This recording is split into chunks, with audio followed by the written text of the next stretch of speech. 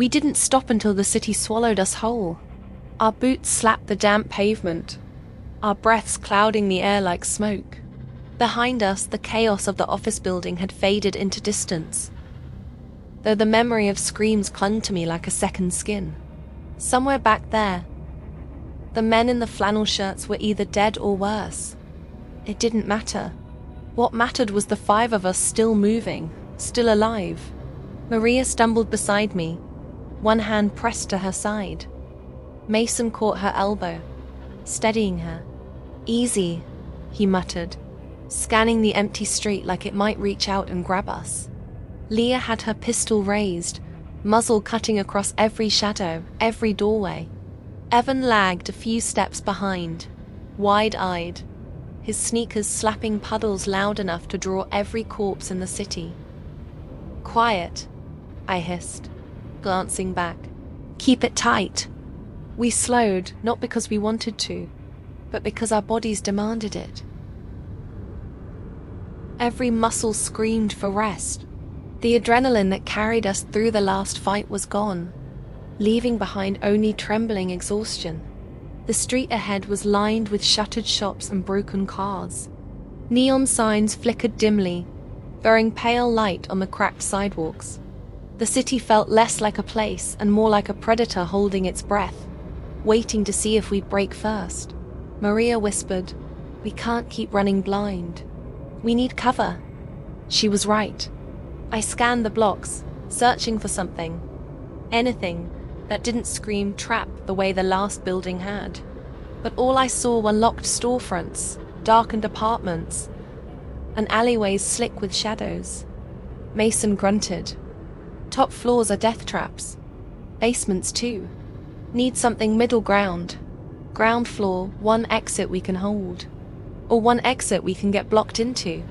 Leah shot back. Her eyes never left the shadows. "You saw what happened last time." Her words hung heavy. None of us wanted another building filled with corpses. Or worse, humans waiting with guns. Evan finally spoke, his voice cracking.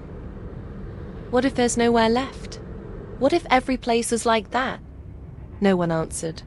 The silence was enough. We kept moving until the street narrowed into an intersection. To the left, a row of burned-out cars and a bus lying on its side, blocking the road. To the right, a small grocery store, its front windows barred, the sign above cracked but legible.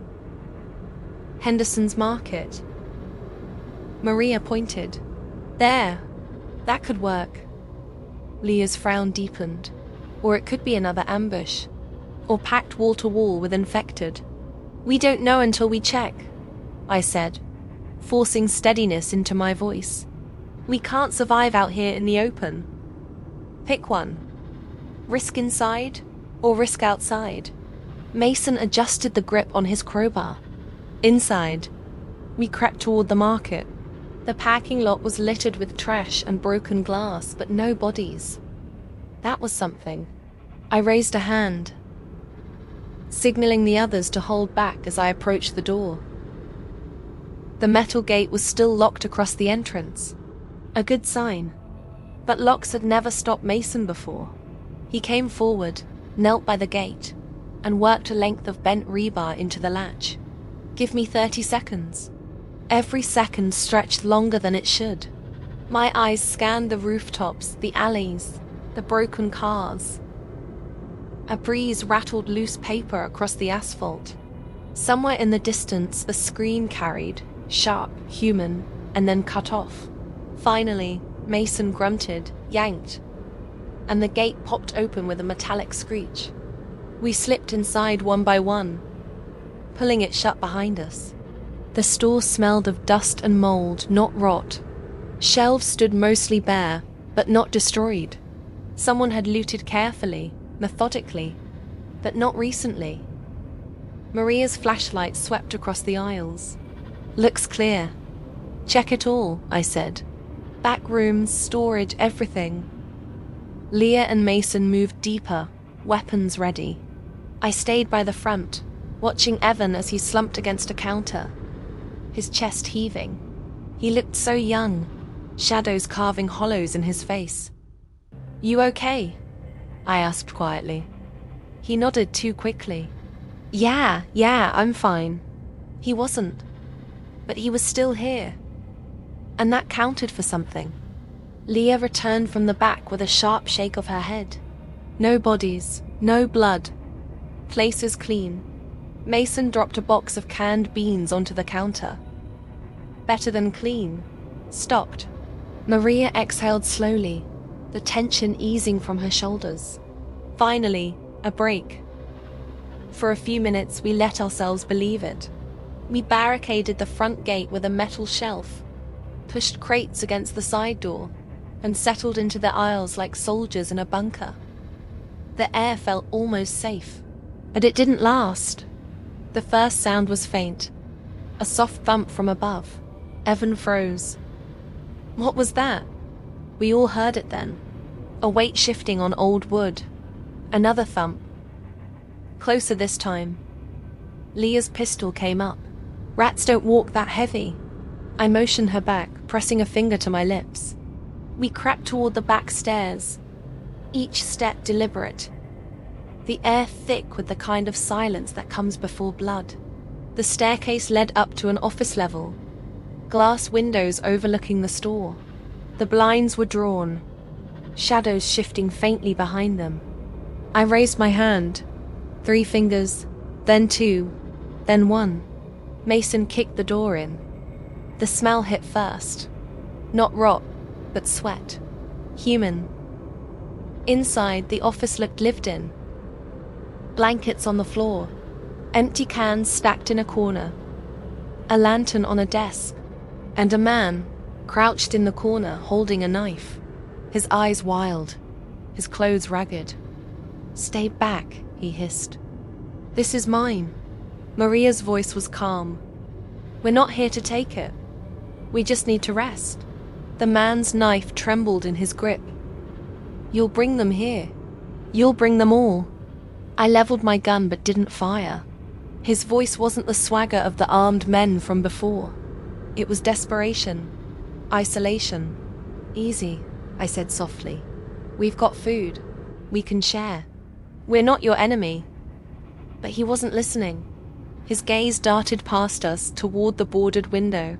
He whispered something I almost didn't catch. "They're already coming."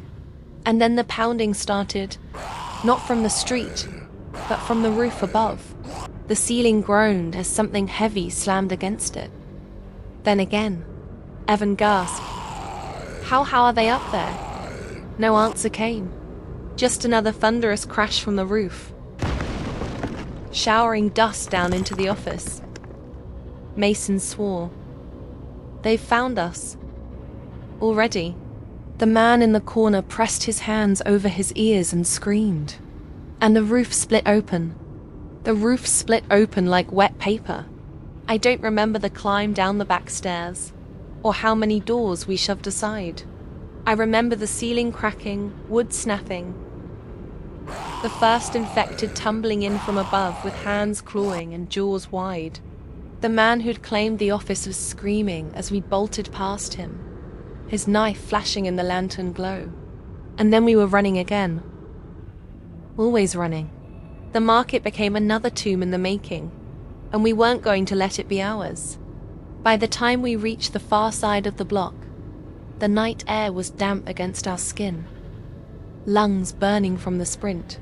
The infected poured out of the shattered storefront behind us, howling as they lost our trail in the maze of streets. We ducked into an alley, backs against the wall, trying not to collapse where we stood. 2 buildings in a row, Mason growled, pressing a hand to his knee. "Nothing's safe." Maria leaned against him, exhausted. "We can't keep this up." Leah checked her pistol, her face stone. "We don't have a choice." Evan slid down to the ground, pulling his knees up. His voice was barely above a whisper. "We'll never find somewhere safe." I didn't answer, because for the first time I almost believed him. We moved again before dawn, the city eerily quiet. Our shadows stretched long under broken streetlights as we searched building after building, every door locked or every window shattered. The sense of being hunted never left us. It wasn't until the horizon blushed grey that we found the church. The building sat half hidden by overgrown hedges. Its stained glass windows cracked but not shattered. The wooden doors were scarred but intact, chained shut with a heavy padlock. Mason tested the chains, then looked at me. Strong. Been here a while. Then maybe no one got in, Maria said hopefully. Evan's voice was small. Or maybe no one got out. I drew my pistol. We check it. Quick and quiet. Mason snapped the chain with a grunt of effort, the sound echoing down the silent street. We pushed the doors inward, the hinges groaning like old bones. Inside, the church was shadow and dust. Rows of pews stretched toward the altar, moonlight filtering in through fractured glass. The smell was musty, not rotten. That alone felt like a miracle. We swept the place room by room, vestry, storage, basement. Nothing moved. No bodies, no blood. Just silence. For the first time in what felt like days, we exhaled. Maria slid onto a pew, her hands trembling. It's empty. It's actually empty. Leah lowered her pistol, her shoulders sagging. For now. Mason dropped his pack with a heavy thud. Good enough. I stayed near the door, scanning the street outside. Part of me expected the horde to come pouring around the corner, drawn by our trail. But the city was still. For once, the world wasn't immediately trying to kill us. That's when I saw them. 2 figures moving at the far end of the street. One tall, broad-shouldered. The other small, clutching his hand. My heart lurched. Jack, I whispered. The others lifted their heads sharply. I stepped out into the street before I could stop myself. Jack! The taller figure snapped his head up, eyes wide, and relief broke across his dirt-streaked face. He raised his free hand and half ran, half staggered toward us, the boy clinging to his side. Behind me, Mason muttered, I'll be damned. Moments later, Jack was pulling me into a rough embrace. The boy pressed between us. His voice cracked with exhaustion. Claire, thought we lost you. I gripped his shoulders tight, making sure he was real. We thought the same. The boy looked up at me, cheeks hollow, eyes wide, 10 years old and already carrying the look of someone who'd seen too much. I told him we'd find you. I crouched to his level, forcing a smile. And you were right. Maria's eyes softened as she came forward, brushing dirt from the boy's hair. You kept each other alive. Jack's jaw tightened. Barely. We holed up in a pharmacy, but it didn't hold. Too many of them. He glanced at the church. This place? For now, I said. It's as good as we're going to get. We secured the church as best we could. Mason dragged pews across the doors. Leah took watch from a cracked window, eyes on the street. Maria dug through supplies, handing out what little food we had. For the first time since Haven, the group sat together. All of us. The boy leaned against Jack, half asleep, while Mason quietly patched a tear in his sleeve with duct tape. It wasn't safety, not really, but it was something that felt like it. As the first rays of sun broke through the stained glass, I allowed myself a moment to breathe. Jack caught my eye. You kept them alive. I shook my head. They kept me alive. He studied me for a long moment. Either way, we're still here. His words should have felt comforting. Instead, they weighed heavy, because I knew still here was as fragile as glass in this world. That night, after we rotated through watch shifts and the boy finally slept soundly for the first time in days, I walked the aisle of the church alone. The cracked windows spilled colored light across the dust. The silence pressed close, almost sacred. For a moment, I let myself believe we could last here, that the church might hold, that maybe, just maybe, this nightmare had edges we could survive within. But then I remembered the sound of the roof splitting above Henderson's Market. I remembered the look in the eyes of the men who tried to rob us. And I remembered the chorus of the dead, always just blocks away. We weren't safe. Not really. But for tonight, at least we were alive. And sometimes that was enough. The church was quiet, but inside we weren't.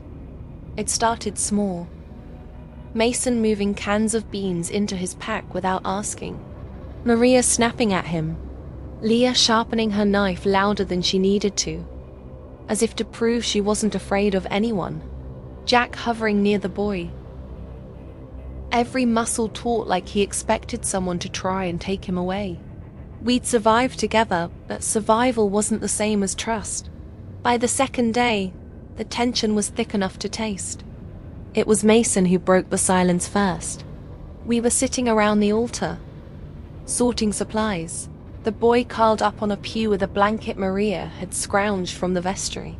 Mason dumped a small pile of cans on the floor. Beans, corn, one dented tin of peaches. He tapped them with his crowbar like a teacher scolding students. "This," he said flatly. "Is it?" Leah raised an eyebrow. "We knew that already." "No," Mason snapped. "You're not hearing me. This is it. We're 5 adults and a kid. These won't last a week, even if we stretch them. And last time I checked, stretching doesn't stop you from starving." Maria crossed her arms. "So what's your suggestion? Ration harder. 1 meal a day, small portions. And the kid..." He jerked his chin toward the boy. "He eats like the rest of us. No special treatment." Jack bristled, rising half out of his seat. "He's 10. And?" Mason shot back. 10 doesn't make his stomach smaller. He's not our responsibility." Jack's jaw clenched. "He's mine. And he's staying alive, same as me." Mason leaned forward, eyes narrowing. "Then you'd better be ready to share your portion. Because I'm not cutting mine short for someone who can't pull his weight." The air in the room tightened like a noose. Maria reached out, laying a hand on Jack's arm before he could lunge. "Enough. Both of you." Leah's voice was calm but sharp as broken glass. "Mason's not wrong. Supplies are what they are. Kid or not, we can't afford to play favorites." Jack's glare snapped to her. "You'd say that until it's your kid starving." Leah didn't blink. "I don't have one.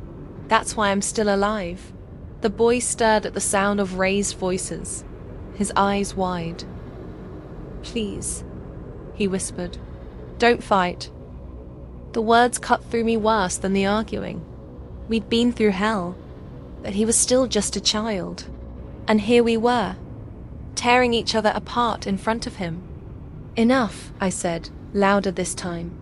My voice carried through the vaulted ceiling, bouncing off the cracked, stained glass. They all looked at me, waiting. I met Mason's stare first. "We'll ration. 1 meal a day, equal portions. No one starves, no one eats more, not even me." Then Jack's. "And the boy stays. No debate. He's with us now." Jack exhaled, tension softening, but Mason muttered something under his breath I didn't miss. "Dead weight." I didn't argue. Not yet. That night, while the others tried to sleep, I sat by the door, pistol on my lap. The city outside was silent but never still. Distant echoes of groans, sometimes gunshots, carried on the wind.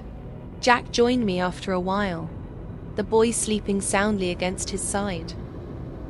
He leaned against the wall, staring at the floor. "You ever think," he murmured, "that maybe we're already dead? Just waiting our turn?" I shook my head. "No. Because if I did, I wouldn't be here." He gave me a weary smile. "That's why you're leading. Not me."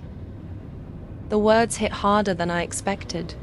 Leading wasn't a choice I'd made. It was a weight that just kept landing on my shoulders, heavier every day.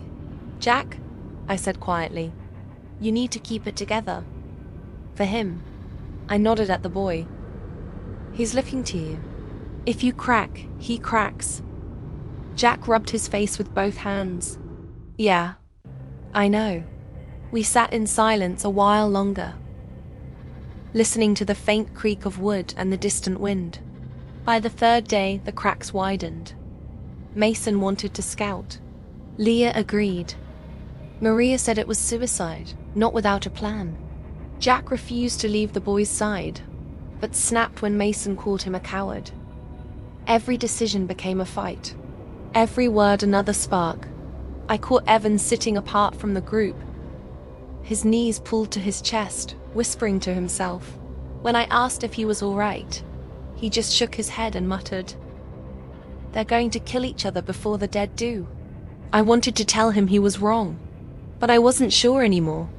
That evening, while the light outside dimmed to a bruised purple, Maria approached me. "We can't keep this up," she said softly. I looked at her, exhausted. "What do you mean?" She glanced toward Mason, who was pacing near the altar like a caged animal. Him, Jack, Leah. They're all pulling in different directions, and you're trying to hold it together. But she hesitated. Maybe it can't be held. I wanted to argue, to say something hopeful, but the words stuck in my throat. Maria touched my arm. "Just be careful. People break faster than buildings, and when they break, they take others with them." Her warning hung in my mind long after she walked away. The fight finally came that night. It started over nothing. Mason accusing Jack of taking an extra portion, Jack swearing he hadn't. Voices rose, fists clenched. Leah sided with Mason. Maria tried to calm them. Evan hid in the shadows. I stepped between them before blows landed. My voice came out sharp, commanding, the way it used to on the job. "Enough. You want to tear each other apart. Fine. But you do it outside. Out there. Where the dead can hear you. Because if you bring it in here, you kill us all." The words stopped them. For a moment, Mason's jaw worked, anger burning behind his eyes. But he turned away, muttering curses. Jack pulled the boy close, his glare promising the argument wasn't over. Leah holstered her pistol, but looked at me like I'd betrayed her. Maria caught my eye. Silent, worried, I stood in the center of the church, the echoes of my voice fading, and felt the truth pressing in. The walls weren't what would fail first. It would be us. That night, while the others slept in uneasy silence, I sat awake under the fractured stained glass, staring at the cracked crucifix above the altar. I wondered if faith had ever saved anyone, and I wondered how much longer I could keep this fragile group from tearing itself apart. The first groan woke me. It was faint, muffled by stone and stained glass, but unmistakable. That hollow, wet sound of something that should not still be moving. I was already on my feet when the second came, louder this time, closer. "Get up," I hissed, shaking Maria's shoulder. Her eyes snapped open, alert in an instant. Mason was already stirring, hand closing around the crowbar beside his bedroll. Jack clutched the boy to him, wide-eyed. Then came the pounding. The old church doors rattled in their hinges, dust sifting from the frame as something slammed against the wood. Again. Again. Each blow deepened the crack of old rot in the beams. "Shit," Leah muttered, drawing her knife. "They found us." "No," Maria whispered, voice trembling. "They've been smelling us. They just took time." The pounding grew louder. More of them now. The church shuddered with each impact. "Positions," I barked. "Mason, with me on the doors. Leah, cover the windows. Maria, get Jack and the kid to the back." The next slam cut me off with the groan of breaking wood. Splinters showered the floor as the heavy double doors bowed inward. Then the first infected forced its way through. Its skin hung loose and grey, eyes sunken but burning with that terrible, mindless hunger. It staggered inside, shoulders scraping the doorframe, teeth gnashing as it scented us. "Down!" I shouted, raising my pistol. One shot. Clean. The thing crumpled, skull bursting against the stone floor. But behind it, more hands clawed through the widening gap. More faces pressed into the opening, groaning, snarling. Dozens. "They'll flood us." Mason roared, jamming his crowbar against the splintering doors. "Help me hold it." I shoved my shoulder against the wood, straining as hands clawed at the gap inches from my face. Nails scraped, teeth snapped. The stench of rotten blood filled my nose. "Leah!" I shouted. She was already moving, jamming a heavy pew sideways against the doorframe. Wood shrieked as she forced it into place. Mason cursed, muscles straining as we pushed together. The doors groaned but held for now. But then came the crash of glass. I spun in time to see one of the side windows burst in wood, jagged shards scattering across the floor. A corpse tumbled through the colored light, dragging itself forward with clawed fingers. Another followed, then another. "Left flank," I yelled. Leah was there, knife flashing. The first infected lunged at her. She ducked, blade slashing across its throat. It gurgled but didn't fall. She stabbed again, straight through the eye, and it dropped. But more poured in behind it. Evan screamed, frozen against the far wall as 3 corpses dragged themselves toward him. "Move!" Maria shrieked, shoving him aside as she swung a broken chair leg. Wood cracked against a skull, staggering the infected but not stopping it. Jack pulled the boy behind him, raising his pistol with shaking hands. He fired once, missed, fired again, and the infected went down in a spray of blood. The boy whimpered, clutching Jack's shirt. "Mason!" I shouted, still shoving against the buckling doors. "We can't hold both sides." He snarled, sweat streaking his dirt-caked face. "Then we kill them faster." As if in answer, the doors split with a sharp crack. A rotten arm burst through, clawing the air. Then another. Then another. I fired point-blank into the gap, deafened by the blast. Blood sprayed my face, hot and foul. The body fell, but 3 more pressed forward. "Claire!" Maria screamed. "We're being overrun." I knew it. I felt it in my bones. The church had been a sanctuary, but now it was a tomb. "Fall back," I shouted, voice breaking. "Everyone, fall back, out the side door." Chaos erupted. Leah slashed another infected down, blood painting the wall. Jack scooped the boy into his arms, firing blindly as he stumbled toward the vestry. Maria dragged Evan, half carrying him as he sobbed. Mason cursed, kicking at the corpses clawing through the splintered doorway. "Go!" I screamed at him. He didn't argue. He shoved back with one last roar, then sprinted after the others. I fired 2 more shots into the horde before tearing myself free, sprinting for the side passage. The groans swelled behind me as the dead poured into the church, toppling pews, shattering wood and stone. We barreled down the narrow hallway, the boys' terrified cries echoing like bells. Behind us, the thunder of pursuit grew louder, closer. The side door was swollen with rot, the iron latch stiff with rust. Mason slammed his crowbar against it, cursing. "It's stuck. Move," I barked. Together, we rammed it with our shoulders. Once, twice. The latch snapped. The door burst open, spilling us into the night. Cold air hit my face like a slap. We stumbled into the overgrown graveyard, moonlight gleaming off crooked headstones. The boys sobbed against Jack's chest. Behind us, the infected howled, crashing against the broken door. They spilled out into the graveyard, stumbling between the graves. "Run!" I shouted. We tore through the weeds, feet pounding the earth. Mason swung his crowbar at anything that came close, skulls cracking like melons. Leah's blade flashed, quick and merciless. Jack clutched the boy and ran, desperation burning his face. Maria hauled Evan by the arm, dragging him when he faltered.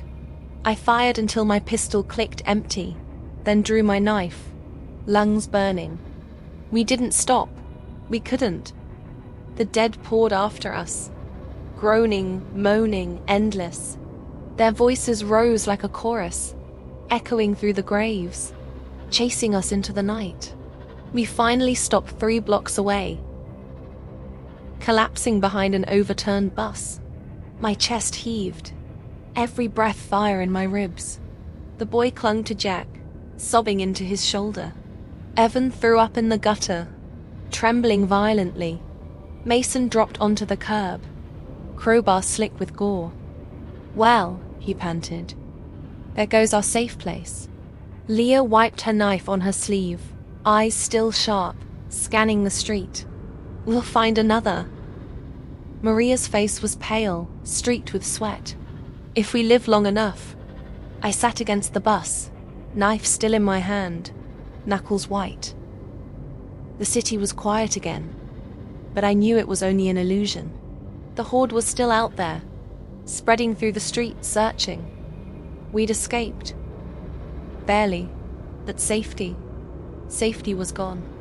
And I realized with a sinking weight in my chest, this was how it would always be. The city felt like a trap closing in around us. Every street we passed was a carcass. Burned cars stacked like bones, glass glittering like teeth, smoke rising from collapsed rooftops. Somewhere distant, a siren still wailed on repeat, looping endlessly through empty avenues. But worse were the sounds between the silence, the groans, the dragging feet, the sudden crash of something tumbling in the dark. The infected never slept. We stuck close together, moving fast but low, ducking behind wrecks and crumbling walls whenever the echoes grew too near. The boy's whimpers were muffled against Jack's chest, though every small sound seemed to hang in the air like bait. "We can't keep running blind," Mason muttered after hours of weaving through the ruins. His voice was a rasp. "We need food, water, a plan." "We had a plan," Leah snapped. "The church was the plan. Then it fell apart." "And whose fault is that?" Mason shot back. "Maybe if everyone pulled their weight." "Enough." I cut him off with a sharp glare. "We're alive. That's all that matters right now." But his words gnawed at me. He wasn't wrong. We were running ourselves into the ground. No destination, no shelter, no map, only fear pushing us forward. It was Jack who broke the silence after another block. His voice was hoarse, but steady. "There's one way out of this hellhole." Everyone turned to him. He shifted the boy on his hip, meeting our eyes. "The mountains, northwest. Less population, less infected. Natural barriers. We can find a cabin, or even just a cave. Somewhere the dead won't reach." Maria frowned. "And what about food? You gonna dig berries out of the snow?" "I'd rather starve free in the mountains than get torn apart in this city," Jack said flatly. His words lingered in the cold air. I looked at the boy, pale, trembling, clutching his father's jacket like it was the last thing holding him to this world. Jack was right. "We head northwest," I said. "Tonight. We don't stop until the city's behind us." The journey out was worse than I'd imagined. Every major road was blocked, wrecks piled high, collapsed overpasses. whole stretches swallowed in fire-blackened rubble. We cut through alleys and abandoned storefronts, zigzagging block after block, each detour dragging us deeper into exhaustion. At one point, we passed a grocery store. Its windows were shattered, shelves stripped bare, but the floor was thick with corpses. Some lay still. Others shifted when we moved too close, groaning weakly, broken limbs dragging them across the tiles. Evan gagged, stumbling back. Mason pulled him along without a word. We didn't take a single can. By dawn, the skyline was thinning. The air smelled cleaner, sharper, touched with pine carried down from the hills. The streets gave way to cracked highways and weed-choked fields. The city behind us lay in ruins, its towers jagged and black against the rising sun. But we weren't free yet. The infected wandered the outskirts like hunters circling the edge of a fire. A handful blocked the highway ahead, staggering between abandoned cars. Their groans echoed across the empty asphalt. We crouched low, watching. The boy pressed his face into Jack's chest, trembling. "There's too many," Maria whispered. "We'll never sneak past. Then we make noise somewhere else," Mason said. He hefted a chunk of concrete in his hand. "Draw them off." I grabbed his arm. "And get yourself killed." He smirked grimly. "Better me than the kid." But Leah shook her head, pointing. "No, look." Farther down, the highway split. One lane twisting into a collapsed overpass, the other sloping into an underpass still intact. Shadows pooled in its depths, but it was open. "We go low," Leah said. "Quiet and fast." It was a gamble. The underpass was dark, a perfect place for the infected to wait. But it was that or risk the open road. "All right," I whispered. "Stay close. No sound." We moved as one. Jack held the boy tight, his face set with determination. Maria kept a hand on Evan's shoulder, steadying his trembling steps. Mason's crowbar dripped dried blood as he scanned the shadows. Leah's knife gleamed faintly in the half-light. The underpass smelled of mold and rust. Graffiti marked the walls, smeared and warped by smoke. Every drip of water, every scuff of boots sounded too loud, echoing like thunder. Halfway through we froze.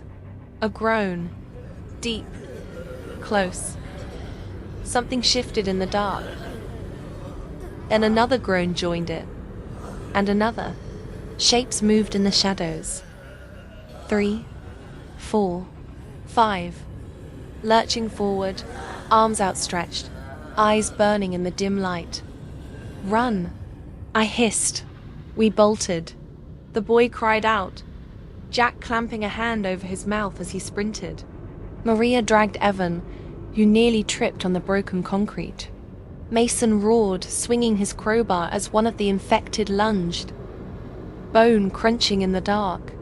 Leah slashed another, blood spraying her arms. I fired a single shot, the blast deafening in the tunnel. One corpse fell, but the others closed in. The end of the underpass blazed with daylight. We ran for it like salvation. We burst into the open, lungs heaving, the infected still stumbling behind. They shrieked and groaned, clawing after us, but sunlight slowed them. Their broken bodies couldn't match our desperate speed. We didn't stop until the hills swallowed the road, and the groans were far behind. By nightfall, the mountains loomed tall and dark, their peaks still crowned with snow. Pines thickened the slopes, whispering in the cold wind. It was wild, untamed, and for the first time since the world fell apart, I felt a flicker of hope. We stumbled into a clearing dotted with old hunting cabins. Most were half collapsed, roofs caved in, porches rotting away. But one, at the far edge of the clearing, built against the trees, still stood. The windows were unbroken, the chimney solid, the door intact. "Jesus," Mason breathed. "A miracle." We moved carefully, weapons raised. Leah pushed the door open, the hinges groaning. Dust motes drifted in the air. Inside, the cabin was sparse but whole. A table, a wood stove, bunks lining the walls. No corpses, no blood. For the first time in days, I let myself breathe. The boy slid from Jack's arms, wandering to the stove with wide eyes. "Is it safe?" he whispered. Jack ruffled his hair. "Safe enough, buddy." We set about checking the place, securing the doors, covering the windows, sweeping for signs of anything living or dead. Nothing. Just silence, broken only by the wind in the trees. That night, huddled around the cold stove, we ate the last of our rations. For the first time since the outbreak, I saw the others ease, if only slightly. Maria's shoulders dropped. Mason leaned back, eyes closed. Leah even cracked the ghost of a smile. The boy fell asleep in Jack's lap, clutching his father's sleeve. I sat at the table, knife still in my hand, staring at the flames we dared to light in the stove. For the first time, it felt like maybe, just maybe, we'd found a place to breathe. That deep down, I knew it couldn't last. Not in this world. Morning came slowly through the cabin windows. A pale strip of sunlight slipped across the floorboards, revealing the dust we'd stirred the night before. For once, I didn't wake to the sound of groans or breaking glass. Only the wind through the pines, soft and steady, like a lullaby. For a long moment, I lay still, listening. It almost felt normal. But survival doesn't wait for dreams. "Up," I said, shaking Mason's boot. "We've got work to do." One by one, the group stirred awake. Jack stretched stiffly, careful not to disturb his son curled beside him on the bunk. Leah rubbed her eyes, instantly scanning the windows, her hand already on her knife. Maria sat up slowly, muttering something under her breath, while Evan groaned, burying his face in the blanket. We had made it through the night, but now came the harder part, turning this fragile shelter into something that could keep us alive. The cabin was old but sturdy, log walls thick and weather-worn, a tin roof patched in places but intact. The stove was cast iron, heavy and dependable, though rust gnawed at its edges. There were bunks for 6, a rickety table, and shelves empty but waiting. It wasn't much, but it was more than we'd had in days. We split tasks without argument. Survival didn't leave room for laziness.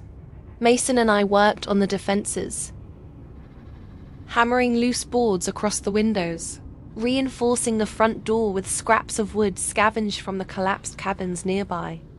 Mason's hands were steady, his jaw tight as he worked. "This'll hold against wind," he muttered. "But not a horde." "Then we make sure the horde never finds us," I replied. He gave me a look but said nothing more. Jack spent the morning outside, teaching his boy to gather kindling. The child's small hands were clumsy, his eyes darting at every bird call and snapping branch, but Jack was patient. I caught fragments of their voices as I worked. "See? Not too big. Dry twigs, like this. Will this keep us warm, Dad?" "Yeah, buddy, this will keep us warm." It struck me then how rare the sound of a child's voice had become, a fragile reminder of what the world had lost.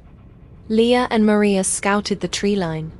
When they returned hours later, Leah dumped a bundle of pine cones and mushrooms on the table. Maria followed with a few rusty cans she'd pried from an old shed, beans and corn dented but sealed. "Not much," Leah said, "but it's a start." "Better than starving," Maria replied. She glanced at me. "There's a stream about a quarter-mile north. We'll need containers. Boil everything before we drink it," I said. "Last thing we need is to get sick out here." Maria nodded. For once, she didn't argue. By midday, The cabin felt less like a tomb and more like a refuge. Smoke curled from the chimney. The shelves held the beginnings of a pantry. The windows, though boarded, still let in strips of sunlight. It wasn't safety. Not really. But it was hope. That evening, we sat around the stove. The boy curled against Jack's side, Evan dozing against the wall. Maria quietly stitched a tear in her sleeve with scavenged thread. Mason sharpened his crowbar with slow, deliberate strokes. Leah cleaned her knife until the steel gleamed. I watched them, one by one, and for the first time since the outbreak, I let myself believe we might last longer than tomorrow. But peace has a way of drawing out truths. Later, when the boy had fallen asleep and the fire burned low, Mason spoke. "You know this won't hold forever, right?" I looked at him wary. "It'll hold long enough." He shook his head. "You don't get it. Cabins rot. Supplies run dry. Winter's coming, and the dead, they always find a way. Always." His voice was quiet, but sharp enough to cut the room. Maria glanced up from her sewing. "So what, Mason? We just keep running forever." "Better running than sitting ducks." Leah scoffed. "And where exactly would you run, genius? The world's dead. At least here we can breathe." The air thickened, tension coiling like a storm. I could feel the group splitting, old fears gnawing at the fragile peace we'd built in a single day. Before the argument could ignite, Jack spoke. His voice was calm, steady. "My boy slept through the night for the first time since this all started." He looked at each of us, his eyes hard but tired. "I'm not throwing that away just because Mason's afraid of shadows." Mason's jaw clenched, but he didn't reply. The room fell silent again. Only the fire spoke, crackling in the stove. The next day, work continued. We built a barricade of logs and scrap around the cabin's front. Nothing fancy, just enough to slow anything coming too close. Leah rigged noise traps with cans and fishing lines strung between trees. Maria gathered herbs and roots, teaching Evan which ones wouldn't kill him. Jack chopped wood with Mason, sweat running down their foreheads. Despite the tension between them, they worked side by side without complaint, each swing of the axe echoing across the valley. I scouted the higher ridge, rifles slung across my back. From up there, I saw the world stretched wide, forest and stone, sky endless above. No cities, no towers, no smoke. For the first time I thought, maybe we really had left it all behind. But then I saw it, a smear of black against the trees, miles off but moving. Slow, wandering, a group of figures staggering across the clearing below. The infected. Not many, maybe half a dozen. But it was proof. Even here, in the mountains, they roamed.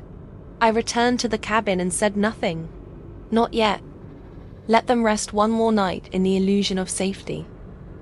Let the boy dream without fear. Tomorrow I'd tell them. For now, I watched the fire burn and listened to the quiet, knowing it wouldn't last. The days that followed fell into rhythm. For the first time since the world had ended, we woke with something to do besides run. We had plans, tasks, even hopes. The cabin was enough for one night, maybe two. But with 7 of us crammed inside, it became clear. If we wanted to last the winter, we needed more than a roof. We needed a home. So, we began to build. It started with Mason. His hands were calloused from years of construction, and he eyed the trees with a craftsman's mind. "We can use pine," he said, patting a thick trunk. "Strong enough if we stack and notch it. Nothing fancy, just walls, roofs, 4 corners, little cabins. One for each pair, maybe." The idea took hold immediately. Jack nodded, his son tugging at his sleeve. "We'll help. He's small, but I'll teach him." Leah raised an eyebrow. Cabins, huh? You planning on us retiring here? Maria answered before Mason could. Better than freezing in one bunk like sardines. Even Evan, usually the first to complain, perked up. You mean, like little houses? Our own? I could see the light in his eyes. The spark of something I hadn't seen in any of us for weeks. Possibility. And so, we began. Days blurred into work.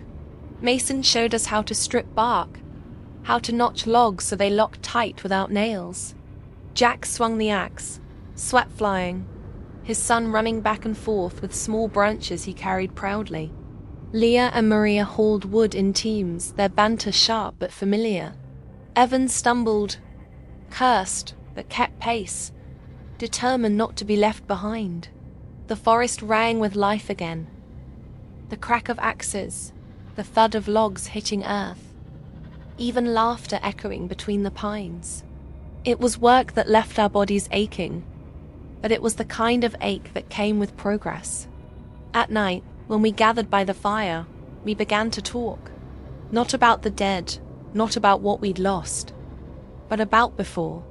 Maria told stories of the diner she used to run, Mason of the jobs he never finished, Evan of the college courses he'd never get to complete, and Jack spoke softly, almost in whispers, of his wife. She didn't make it, he said one night, the boy already asleep against his chest. His eyes found mine across the fire, and for a moment there was no one else there. Just him, just me, two survivors staring across the flames, carrying more than either of us could say. The cabins rose slowly, rough and simple but real. A wall here, a roof there, each log a step towards something we thought was gone forever. Permanence. Jack and I often worked side by side. He cut, I hauled. Sometimes he'd glance at me, his eyes catching in ways that lingered longer than necessary. Once, when a beam slipped and nearly crushed my hand, he caught it, his arms strong around mine. You've got to be careful, he said, voice low. I've been careful my whole life, I shot back. But when he let go, I missed the warmth of his hand. The boy watched us with quiet curiosity. I could see it in his eyes, the way he leaned against Jack, how his small smile flickered whenever I laughed. Children know more than we think. One evening, Leah teased me as we stacked firewood. You and Jack, she said, smirking. You've got that look. I frowned. What look? The one where you try too hard not to look at him. I wanted to deny it, but my silence betrayed me. Leah's smirk softened into something kinder. Don't fight it, Claire. We're still human, you know. Even now. Especially now. Her words lingered with me long into the night. The first snow fell while we were still building. A dusting at first, white flecks that drifted down onto the roofs we'd managed to finish. The boy ran outside, arms stretched wide, laughing as flakes landed on his hair. It was the first pure laughter I'd heard in months. Jack stood at the doorway, watching him. When he saw me beside him, he smiled faintly. He hasn't laughed like that since his mother. He trailed off, voice catching. I touched his arm gently. He's laughing now. That's what matters. He looked at me then, really looked, and something passed between us. Not desperation, not survival. Something older, something that had nothing to do with the end of the world. For a moment, the silence wasn't heavy. It was full. Nights grew colder, but the cabins were warm. We divided them, Mason and Evan in one, Leah and Maria in another, Jack and his son in a third. That left me with the original lodge, though I found myself spending more time outside by the fire, where Jack often lingered too. One night, after the others had gone to bed, he stayed beside me, the flames flickering against his face. You've kept us alive, Claire, he said quietly. More than once. We all did, I replied. No one makes it alone. He shook his head. You don't get it. Back in the city I was done, just waiting for it to end. Then we found you. You gave him. He nodded toward the cabin where his son slept. A chance, and me too. I didn't know what to say, so I didn't say anything. Instead, I let the warmth of his words settle inside me. When his hand brushed mine, neither of us pulled away. The days went on. The cabin stood firm against the snow. Food remained scarce, but we managed. Maria discovered wild onions near the stream. Mason fashioned traps for rabbits. Leah taught the boy how to whittle a stick into something sharp. It wasn't much, but it was living. And in the quiet moments, the stolen glances, the touches that lingered, Jack and I found something else. Not quite love, not yet, but the fragile beginning of it, born from ashes. It scared me more than the infected ever had, because out there, in the ruins of the old world, survival was simple. Fight or die. But here, in the firelight, looking at Jack's tired smile, it felt like there was something worth living for again, and that made everything more dangerous. It was dawn when the peace cracked. The snow had fallen heavily through the night, a thick white sheet blanketing the pines. Smoke drifted lazily from the chimneys of our half-finished cabins, a sign that for once we weren't running. I was outside stacking firewood when I heard it, a crunch in the snow that wasn't ours. Not the shuffle of Mason dragging logs, not the light steps of the boy running through drifts. It was heavier. Careful, I froze, axe in hand. The sound came again. Closer. Claire? Jack's voice carried softly from behind. He was already reaching for his rifle, eyes narrowing toward the tree line. The others trickled out quickly, pulled by the tension they could feel in the air. Maria had a knife in her hand, Leah her pistol. Even Evan looked alert. Though his hands shook, the crunching stopped.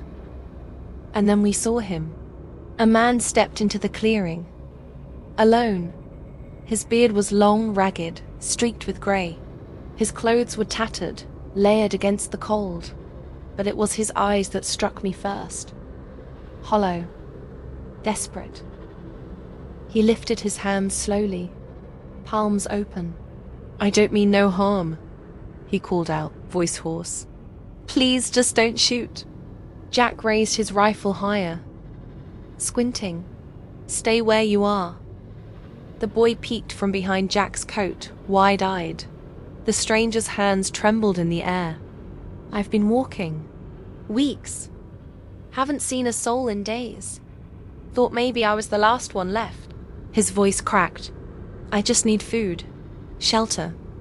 Please. The group shifted uneasily. Mason muttered under his breath. We don't know him. Could be trouble. Leah didn't lower her gun. Looks like trouble already.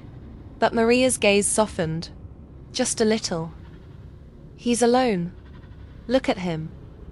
All eyes turned to me, because that's how it worked now. Decisions. Leadership. Life and death. I stepped forward carefully, axe still in my hand. What's your name? The man swallowed hard. Thomas. Thomas Harley.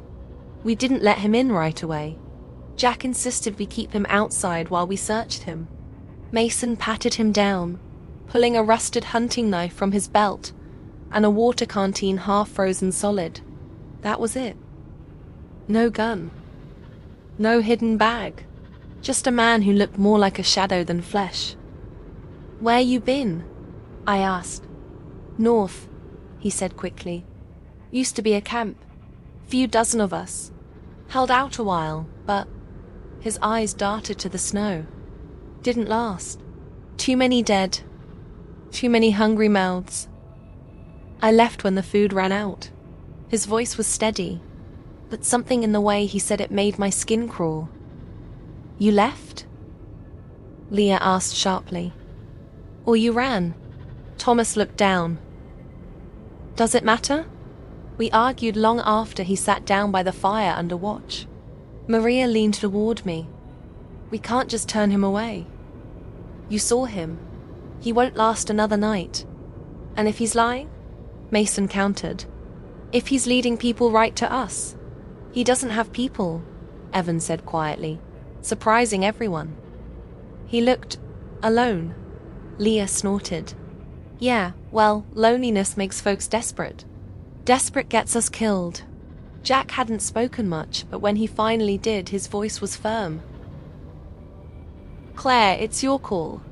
But remember, we've built something here. Letting someone in means letting them close. To him. He gestured at his son, who was watching Thomas warily from the doorway. My chest tightened. Leadership wasn't about swinging an axe or shooting straight. It was about this. Choosing. Gambling lives. I studied Thomas. His hands shook as he held the tin cup Maria had given him. He looked smaller now, like the warmth of the fire was the first he'd felt in months. But there was something in his eyes. Something sharp, hidden behind exhaustion. We decided to give him one night. In the shed, under guard. Food, water, fire. Nothing more. Thomas didn't argue. He thanked us again and again, voice cracking with gratitude. But as I turned away, his gaze caught mine. A flicker of something unreadable. Hunger, maybe. Or something darker. That night, Jack found me outside, staring into the trees. You don't trust him, he said. Do you? I asked. Jack shook his head. But I remember what it felt like. The day before I found you. I thought we were done. If someone had turned us away. He trailed off. I thought of the boy. Of the way he'd curled up safe by the fire tonight. Of the smile I'd seen on Jack's face as he watched him sleep. That's different, I whispered. Maybe, maybe not. His hand brushed mine again, and I didn't pull away. But my mind was still on Thomas. In the shed, I checked on him before dawn. He was awake, sitting in the corner, eyes open, watching. You're up early, I said. Never been good at sleeping, he replied softly. Not anymore. I studied him a moment longer. If you stay, there will be rules. Work, watch shifts, rationing. Everyone contributes. You understand? His lips curved into something like a smile, but it didn't reach his eyes. I understand, he said. You've got yourself a little kingdom here. I'd be a fool not to want in. The way he said it sent a chill down my spine. Back at the cabins, the group gathered for breakfast. The boy laughed as Maria showed him how to crack frozen pine cones for kindling. Evan hummed under his breath as he stirred oatmeal. For a brief moment, it felt almost like family, but I couldn't shake the image of Thomas sitting alone in the shed, smiling without warmth. We'd let him in for one night, and I wasn't sure if we'd regret it forever. The decision to let Thomas stay longer gnawed at me. 2 days had passed since his arrival. 2 days of nervous glances, whispered arguments, and watching the man's every move. Thomas had slipped easily into the routine, or at least pretended to. He carried wood, helped Evan haul water from the stream, even joined Mason in clearing brush for more cabins. On the surface, he was contributing. But I kept noticing things. The way he lingered when the boy was around. Watching him too long. The way he asked quiet, pointed questions. How many bullets we had. How far to the nearest road. If we'd seen other survivors nearby. Questions that didn't sound like curiosity. They sounded like recon. On the third night, it came to a head.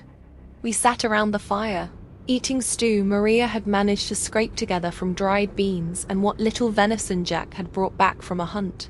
The flames flickered against Thomas' face, making the hollows of his cheeks seem sharper, hungrier. You've done well here, he said, his voice low and steady.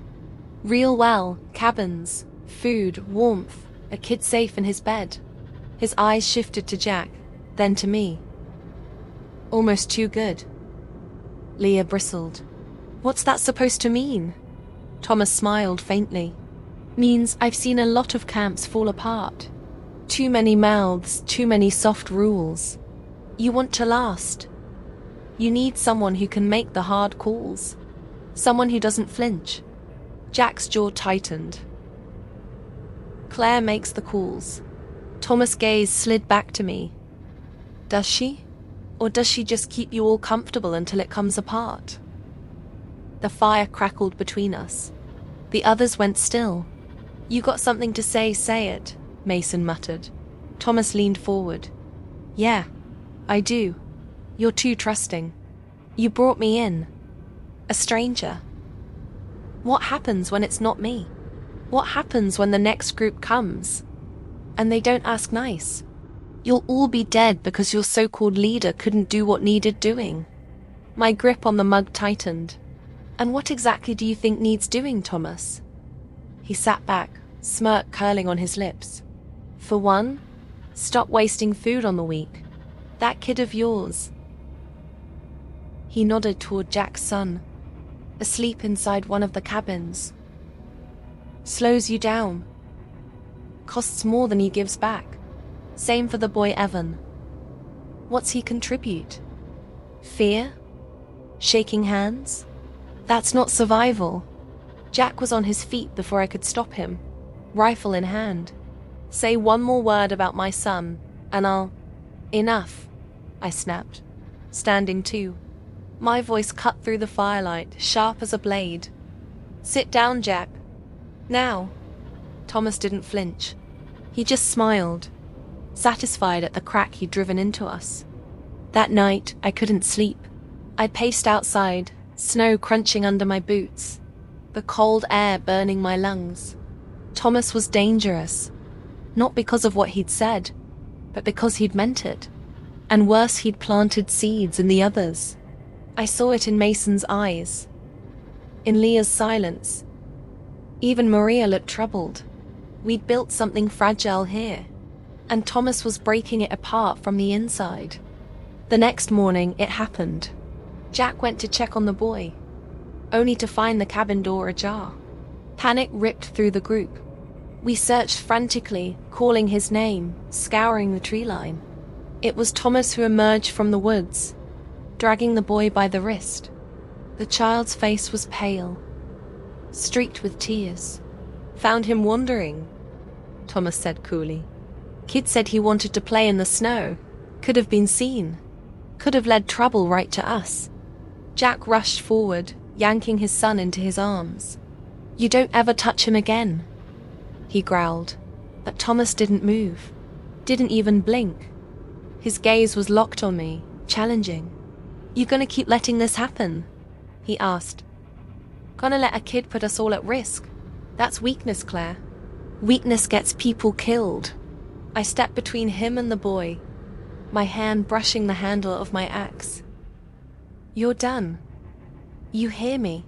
You don't get to decide who's weak, and you don't get to touch anyone in this group. Thomas's eyes darkened. This ain't a group. This is a fantasy, and fantasies burn real easy. That night, I doubled the watch. Leah took first shift, then Mason. I stayed up, unable to rest. Sometime past midnight, I heard the scrape of a door opening. Slipping from my cabin, I crept through the snow. And there he was, Thomas, moving quietly toward the shed where we kept our supplies. I gripped my axe and followed.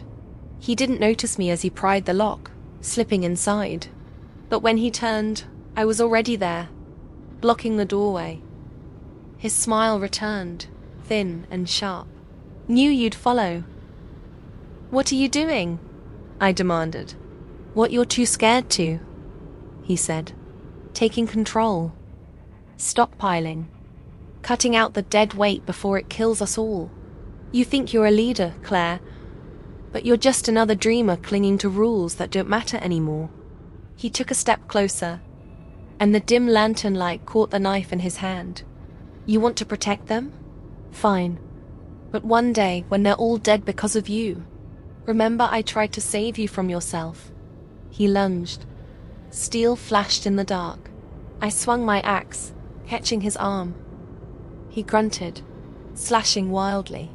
We collided, crashing into crates of supplies, beams spilling across the floor. The noise brought the others running. Jack burst in, rifle raised, Mason and Leah on his heels. Thomas snarled, knife still in hand. He grabbed a sack of food, holding the blade to it like a hostage. "Step closer and I'll tear it open." "Waste it all." "Put it down," Jack growled. But Thomas only laughed. A bitter, hollow sound. "You think you'll last out here? Your children playing house while the world rots? The dead will find you. Or the living will. And when they do, you'll wish you'd listened to me." For a moment the air was still. Then his eyes flicked toward the door, toward the dark woods beyond. He was going to run. I didn't let him. With a sharp cry, I swung the axe, knocking the knife from his grip. Jack surged forward, slamming Thomas against the wall. The man fought like an animal, teeth bared, but Mason joined in, pinning his arms. It took all three of us to hold him down. When he finally stopped struggling, chest heaving, his eyes locked on mine. "This isn't over," he hissed. "You'll see. You'll all see." We bound him, hands tied, shoved into the shed he tried to rob. The group argued long into the night. What to do? How to handle him? Maria wanted mercy. Leah wanted blood. Jack wanted him gone. But I knew one thing. Thomas Halley had shown his true face. And if we didn't deal with him soon, he'd destroy everything we'd built. The mountain air was colder than ever that night. And for the first time since finding our refuge, I wondered if safety had only ever been an illusion. Snow fell in thick, whispering curtains that night, burying the cabins in pale silence. Thomas was gone. We'd found the ropes cut clean through at dawn. The shed door stood wide open, footprints leading away into the trees. For a long time, no one spoke. The boy clung to Jack, Evan hovered near Maria, and Mason cursed under his breath. "He's bringing someone back," Leah said finally. Her voice was flat, certain. "That's what this means." She wasn't wrong. We doubled the watch. Mason rigged noise traps from scrap metal and fishing line, stringing them through the trees. Jack checked the rifles twice, then 3 times. Maria quietly packed what food she could carry, her hands trembling. But no one slept. Every creak of wood, every crack of ice in the distance, every howl of the wind felt like Thomas whispering in our ears. By the second night, the waiting was unbearable. And then the bells rang. The crash of tin against tin shattered the quiet, echoing through the forest. A second later, a gunshot cracked. Bark splintered from a tree near the outer cabins. Someone screamed Evan, ducking low. "They're here!" Mason roared, grabbing his axe. Shadows emerged from the tree line. 6, 7, 8 figures. Men and women wrapped in rags, carrying rifles, machetes, makeshift weapons. Their eyes glinted with hunger and hate. At their head was Thomas. He stood tall, proud, a rifle slung across his back. His face twisted in a grin that made my blood run cold. "Miss me?" he called. His voice carried easily over the snow. "Told you your little dream wouldn't last. But don't worry, I brought friends. Real survivors." Jack shoved the boy into Maria's arms. "Take him inside. Barricade the door." Maria hesitated. "Jack, go!" he barked. She obeyed, dragging Evan with her. The boy's terrified sobs echoed as the cabin door slammed shut. The rest of us took positions. Mason by the woodpile, Leah crouched near the fire pit, rifle raised. Jack at my side, jaw clenched, hands steady. Thomas raised his arm, and the raiders fanned out. "You could have had it easy," he shouted. "Food, shelter. All you had to do was follow me. But you chose her." He sneered at me. "A cop playing house while the world burns. Pathetic." My axe felt heavy in my hands, but my voice was steady. "You're not getting this place, Thomas. You're not taking one more thing from us." His smile widened. "We'll see." He dropped his hand. The raiders charge. The first shot cracked from Leah's rifle, dropping a man in rags before he reached the cabins. Mason roared, swinging his axe, splintering wood and bone as two more closed in. Jack fired, the recoil slamming into his shoulder, dropping another figure into the snow. But there were too many. One raider swung a pipe, catching Mason in the ribs. He staggered, gasping before slamming his axe down in a killing blow. Another tackled Leah, both women rolling in the snow, knives flashing. I swung my axe into a man's arm, the blade biting deep. He screamed, crumpling, but another came behind him, shoving me back toward the fire. Then Thomas was there. He moved like a wolf, quick, precise. He slammed the butt of his rifle into Jack's face, sending him sprawling. Jack's rifle skittered across the ice. Thomas loomed over him, grinning. "You never deserved her," he spat. I lunged, slamming into Thomas' side. We went down hard, snow exploding around us. His hands found my throat, squeezing, rage burning in his eyes. "You think you can lead?" he snarled. "You're weak. You're nothing." Blackness crept at the edges of my vision. My fingers clawed at his grip, desperate. Then bang. Thomas jerked, his body lurching. Blood bloomed across his shoulder. He rolled off me with a scream. Leah stood behind him, rifle smoking. "She's not weak," she growled. The fight raged on. Mason brought down another raider, though blood soaked his side. Jack scrambled to his feet, nose bleeding, eyes blazing. He snatched up his rifle and fired, dropping the woman who had pinned Leah moments earlier. The raiders hesitated then, momentum broken. They looked to Thomas, who clutched his wound, snarling like an animal. "Don't stop, kill them," he bellowed. But some faltered. Their eyes darted between our defenses, our weapons, the bodies already cooling in the snow. They weren't soldiers, they were scavengers. And scavengers knew when the cost was too high. One dropped his machete and fled into the trees. Another followed. Panic rippled through the group. Thomas roared, "Cowards! All of you!" He snatched up his rifle, swung it toward me, bang. This time, it was Jack. His shot tore through Thomas's chest. The man staggered, eyes wide with shock, mouth opening and closing like a fish gasping for air. "You should have listened," he rasped.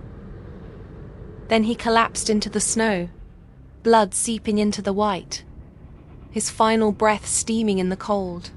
The surviving raiders broke, fleeing into the woods, leaving only silence and the stench of blood behind.